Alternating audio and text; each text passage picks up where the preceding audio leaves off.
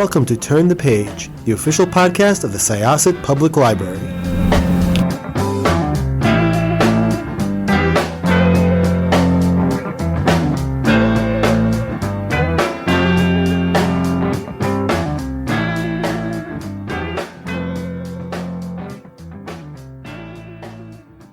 Hello, everyone. Welcome back to Turn the Page. I'm your host today, Jen, and today I am joined by the author of an absolutely gorgeous novel that it was such a pleasure to read, and that I am so excited for all of you to read out there.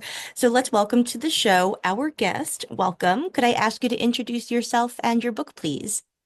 Hi, I'm Jeanne Thornton, and I'm the author of the book ASL, which is a novel just out on April 1st from Soho Press that tells the story of three trans friends who, in their teenage years in the 1990s, are making a video game together.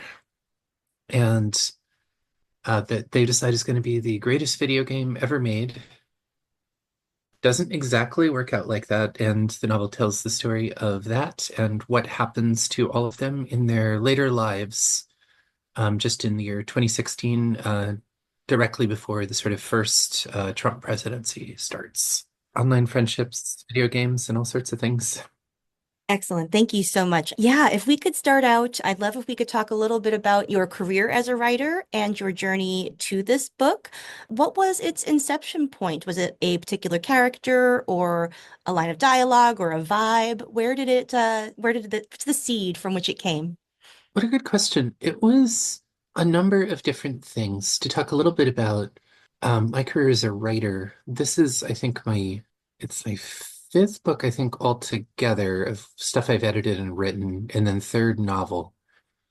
And one of the seeds of it is actually in my second novel, the book Summer Fun, which came out about 4 years ago in 2021, which is the story of sort of trans woman living in the desert who's writing letters to this musician that she loves, back and forth. It's a very, very tight voice that's either this kind of first person woman in the desert writing these letters or a second person kind of narrating the life of this person.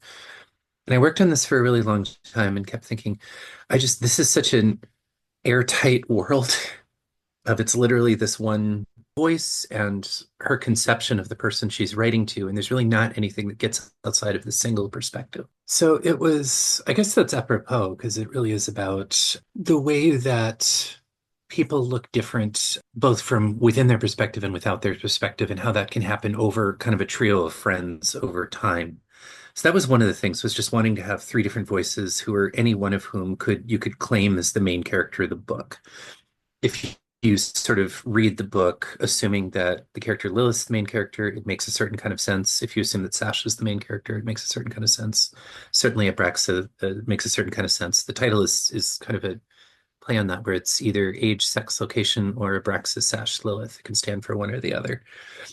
That was part of it. Wanting to write something, I was reading this Marxist critic Lukács at the moment and was really excited by things he was saying about realism and writing about class and writing about this very stern aesthetic that says like the true novel must teach us the reality of social relations or something. And at the time, this would have been like 2016, 2017, I was reading this. I was like, oh, I'd love to do that. So that's the decision to have the three friends kind of in very different class positions in some ways. That was more pronounced in the earlier drafts and got less so. But the idea that one of them is working in this sort of finance adjacent place, one of them has a lot of trade skills, one of them is kind of an academic, and it kind of shifts.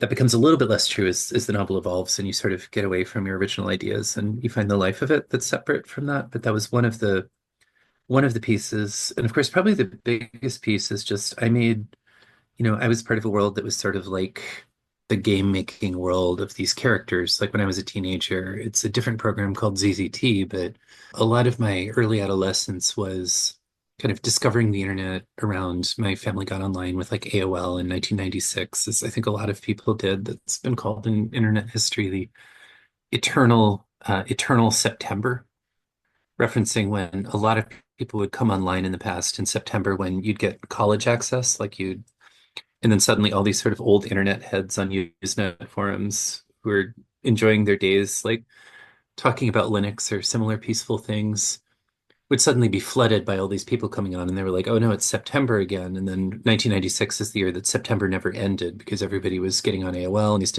and the internet started to evolve from this thing that there was a certain kind of institutional barrier to entry. There was a certain kind of like you have to know about computers barrier to entry. I mean, increasingly everyone is online all the time. Like your job is online, etc. Versus this kind of magical period early on that I was around for the tail end of, I guess, with other, like I would have been 13 in 1996 with other, 13-year-olds making games about killing Barney or like hating Power Rangers or just whatever weird things we were making games about.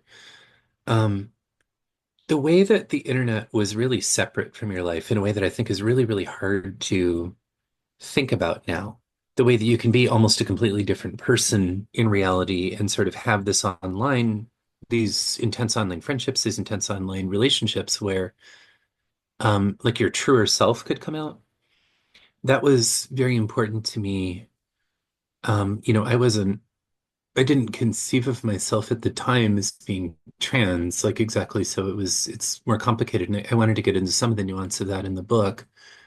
But the idea that there's some part of me that I could be online, that I couldn't be at school in Texas, that I couldn't be, with the people I knew in Texas, with the people in my daily life, that there's this other creative part of you, there's this other, I don't know, mental part of you, there's this other part. When I think about really, really, really close teenage friends, it's all these online friends. And I wanted to write something that was trying to get at the intensity of that experience and the specialness of that in a way that I think has really just gone out of the world. Like there's an idea that online friendships have like a different quality than in-person friendships, but it's not to the same degree where it's almost like you make friends with your soul back then online and in a different way. I don't know. This is sort of a rambling answer, but those are all the kind of threads that came together into this book. That's so, so interesting. And it really gets at one of the things that I was going to ask next, actually. It's so fascinating to me that in 1998, and I am the same age. I was 13 the same year. The sort of confluence of these three girls coming of age, and the internet is also kind of coming of age in its way, and video games are also coming of age. And I think a Mhm. lot of the novel sort of engages with the way that the internet and video games allow you to play with identity and put on new identities and ways of being in the world.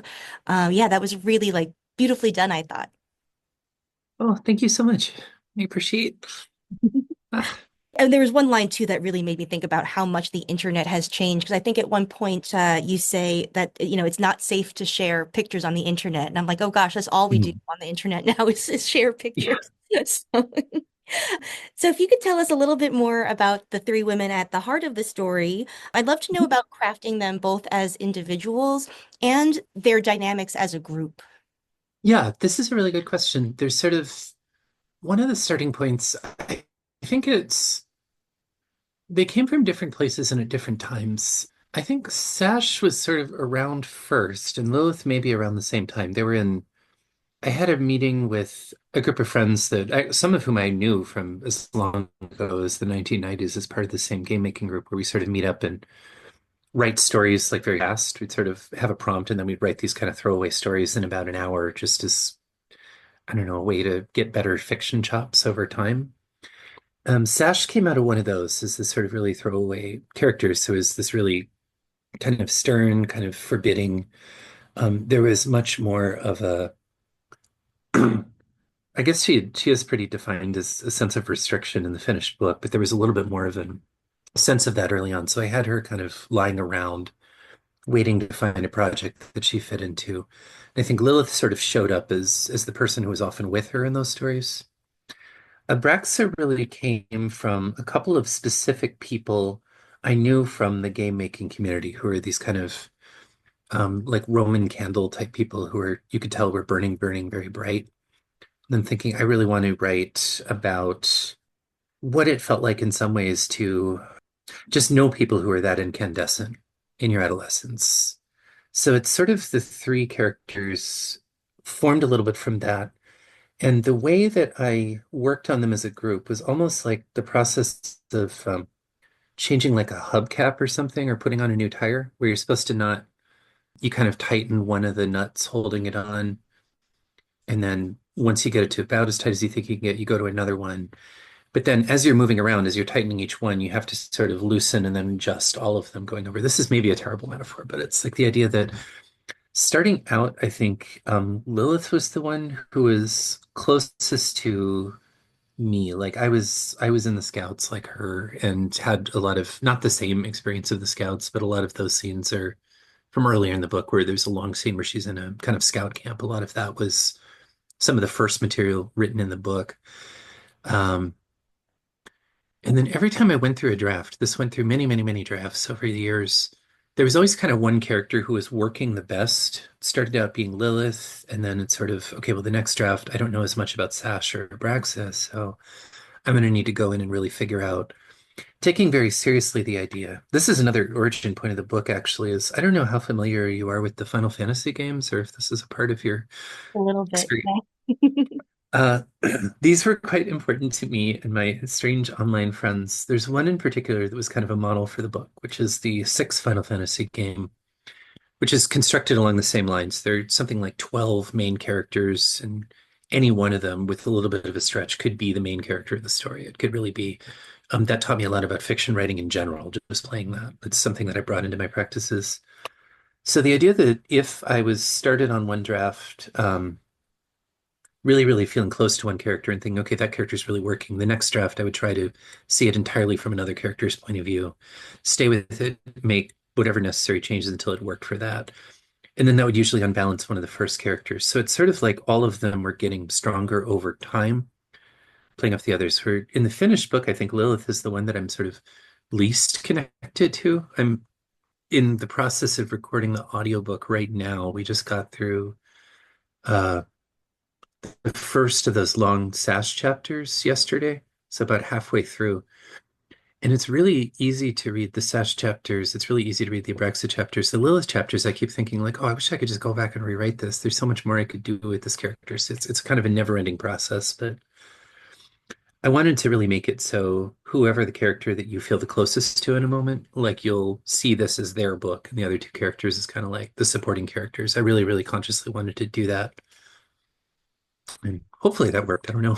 Yeah, absolutely. It makes a ton of sense to me. I'd love to know how exactly how does that relate to the the person that you choose to tell a chapter from, if that makes sense? Because some are third person and there's the second person. What was behind your decision when making that choice for each character?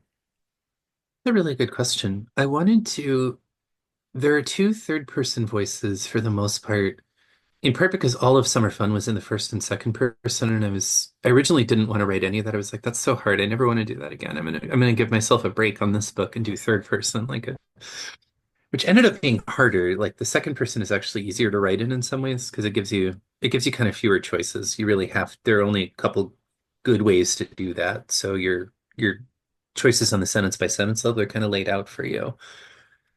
I wanted to make sure that each character had kind of their own feeling to them. And that sort of maps out to who they are. I think Abraxa tends to live in the moment, so she ends up being the third person present one, where when she's reflecting, she's usually doing it in some kind of active way, like she's making a comic about her experiences. So you see her drawing the comic.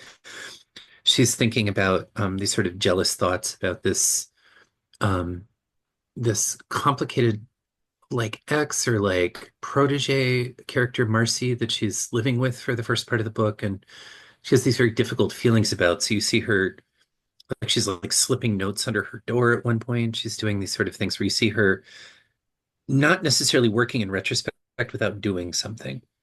Lilith, I feel is more alienated in some ways. So a lot of hers is sort of the trickiest voice, and I'm not sure it works as well because it's a third person. Um, oh, I don't know the meaning of these. I don't know the words for these. It's like third person in the past, right? Where there's like she said rather than she says. And I tried to play with sometimes us being able to jump forward in time. I taught a class at Lambda Literary, a workshop I led a couple of years ago, and I learned this phrase in that one of my students, who is maybe listening to this, hated this phrase. So I'm sorry to her if for reintroducing this, but the idea of the point of telling that a character is reflecting, if you have this sort of third person past voice, there's a point in the future that a character is working in. With Lilith, I tried to play with having that point of telling being never close to where she actually is. The idea that she's sort of looking back on all the choices she's made, almost as if someone else made them, as if she's like, okay, well, I was someone else then, and I've evolved now. And I think that worked more or less. I wish I could do another pass on it, but I can't. The book's in print. It's impossible. Sash was the most interesting because I got really, really, really comfortable with the second person voice that I used in Summer Fun. And then I didn't want to do that same voice again because that's a sort of strange second person where it's almost like hypnotic in a way from it's this other character, Gala, telling the main character of Summer Fun, this is what you're doing, this is what you're doing. It's almost oppressive in that voice and sort of lulling. I wanted Sash to feel really different. And I went through a bunch of different experiments with this before ending up on this kind of realizing that it's the second person voice from a video game strategy guide. But the strategy guide is kind of her life. There's a lot of the bullet points where it's like, okay, you've got to go do this. Don't think like there's a refrain that I ended up saying a million times yesterday in the recording, like, don't think about Lilith is one of her like video game instructions. Like, you'll lose the level if you think about Lilith. Solve this investigation. She's got this sort of set of procedures she lives her life by. And she's got to go point by point through that and ignoring all the feelings that are coming up in that. So it gets to be this really, really hostile, very negative toward herself, second person voice. Like at various times working on the book, I almost thought, all right, the narrator of these parts is like her inner critic, to use like therapy speeches. So that was kind of the idea, is have all the voices be. I thought I was giving myself a break, and I didn't give myself a break. But I think it worked out okay to have them really feel different and doing things with patterns of imagery. Like each character is kind of tied to a certain element more than others. Like Lilith, there's a lot of imagery of growing things and roots and soil and stuff. Sash has a lot of like wind and breath and things like that. And Brex is constantly surrounded by is trying to get away from water and moving toward different fires is almost like the micro plot of her part. So That is so interesting. And yeah, because the person that you use and the tense, it really does tell you a lot, I think, about how the character relates both to the world and to themselves. And the choice for Sash in particular struck me as really clever because I will cut this part if you don't want me to reveal this, but as a dominatrix, she's constantly commanding other people to do stuff. So it was interesting that there was a voice kind of telling her what to do and what she was doing. yeah, you can talk about being a dominatrix. That is the most crowd pleasing reading I've done from this book. So I'm going to be touring soon, and I had the experience of recording that in the audiobook yesterday, which was also really fascinating because I'm sitting in a booth reading this, and there's like a sound engineer just in the next room listening to it. And it's like, this is a really strange moment that's happening right now while I'm reading this sort of like her making commands to this like FinDom like client named Drone Slut. And it's just, what is even my life right now that I'm sitting in a recording booth, like reading this to someone in the next room? Like how do such things happen? I don't know. That is like, yeah, wonderful though the places life takes you. Yeah, for Um, sure. I'd love to talk a little bit about game design and how it relates to, let's say, like the artifacts that you present throughout the book. You've talked a Hmm. little bit about like sort of the gaming DNA that goes into Mystic Knights and its, companion Saga of the Sorceress. Could you talk a little bit more about like how you bring the game to life on the page via like the diagrams and the maps and your images? Could you talk about crafting those parts? Yeah, absolutely. This is probably the hardest thing in the book. I think the first draft of this that I showed to my agent in 2020, which is pretty much the story, like the story was all there at that point with, some changes over the years. The thing that really wasn't done at that point was selling video gameness on the page. I think that she is not, I think it is safe to say not a gamer. And the idea that it's really, really hard to communicate what it's like what games are like to someone who doesn't play them. And specifically thinking about how it's not just like a fairly simple game, it's something that has a lot of nuance and complexity to it, like the Final Fantasy games. Not that these are complicated games, it's not like chess or Go or something like that, but there's like just explaining what it feels like to be inside one of these games as a player is difficult. How to describe the way that a game sets up kind of a world around you. Like, what is, if we're going walking in the world, you have a sense of, okay, this is what, and you write about, okay, my character went for a walk in the park earlier. A lot of people have an experience of like having walked in parks before, kind of like, okay, you can fill in the imagery for yourself. Like, okay, well, the wind would pass. Maybe there are joggers, maybe there are sounds, and everyone's park is going to be a little bit different. If you haven't had the experience of like walking through a cave in Final Fantasy, which is, the clear analog for Mystic Knights, it's really, really hard. If you, particularly something where Final Fantasy, there's millions of players around the world, ZZT, there's probably, hundreds, maybe 1,000 or something like that, which is the ZZT is kind of the analog of Craft Q. And it's not just about playing the games, but playing them and making them. Like, what does it feel like to make something in this thing that's fun? It was just a great deal of onboarding. It was helpful. It was helpful to think about the differences with, again, the last book, Summer Fun. This is sort of consciously trying to learn a lot from that. Summer Fun owes a great debt to music of Brian Wilson and the Beach Boys, I think is pretty obvious. So it's everyone knows what that music sounds like. So it felt like a little bit of cheating to reference it, like saying like, okay, well, there's a surf rock guitar or like a lush harmony, and you could kind of fill that in.